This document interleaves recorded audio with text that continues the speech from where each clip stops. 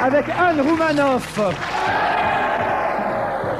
Patrick Fonte, Jacques Ramade, Pascal Brunner et Laurent Ruquier.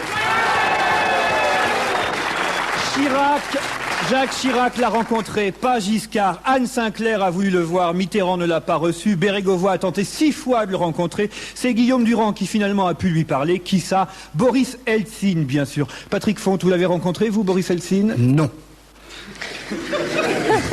Par contre, j'ai rencontré Brigitte Bardot, oui, qui défend toujours les espèces en voie de disparition et qu'on verra donc le 15 septembre à la fête de l'UMA. C'est une bonne nouvelle. Jacques Ramade, vous l'avez rencontré, Boris Eltsine? Je cherche après Elstine, je voudrais voir Elstine, je cherche après Elstine, mais je ne le trouve pas. Chirac a vu Elstine, il avait la combine, Giscard a fait un bide, lui, il est resté là. On avait dit que c'était fini l'oreille en coin ici. C'est toi qui m'as dit de faire ça, il est bon. Anne Roumanoff, vous l'avez rencontré, Eltsine? Ben non, parce que moi ça m'intéresse pas de le rencontrer parce que physiquement c'est pas tellement mon genre d'homme. Et vous, Pascal Brunner? Laurent Ruquier, vous posez une très bonne question. Alors, vous êtes en droit d'attendre une réponse. Oui. Alors, d'attendre la réponse. Ils n'ont pas voulu m'emmener, alors je persiste, Eltsine. Ah. Oui. Un, en tout cas, qui n'a pas rencontré Boris Eltsine, mais qui cherche lui aussi à obtenir un entretien, c'est Jean-Marie Le Pen. Le Boris Eltsine français, tel que certains journalistes se sont hasardés à le surnommer parfois. Jean-Marie Le Pins, tel que je préfère l'épingler.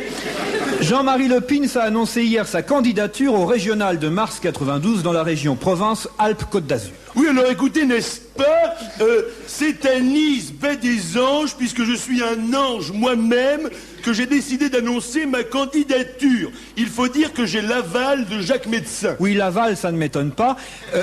Reprenez un peu de Vichy et dites-nous quel est votre programme pour la Côte d'Azur. Eh bien écoutez, Laurent, tel Jeanne d'Arc, je vais bouter l'étranger hors de France, n'est-ce pas? La promenade des Anglais va redevenir la promenade des Français, et Dick Rivers va reprendre son patronyme d'Hervé Fénéry.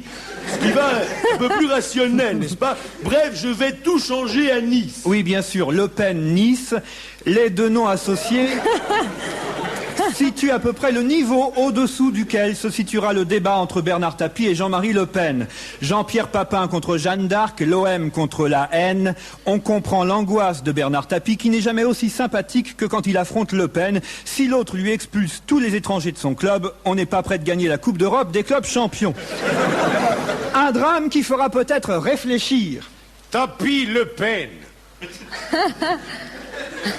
C'est du pareil au M.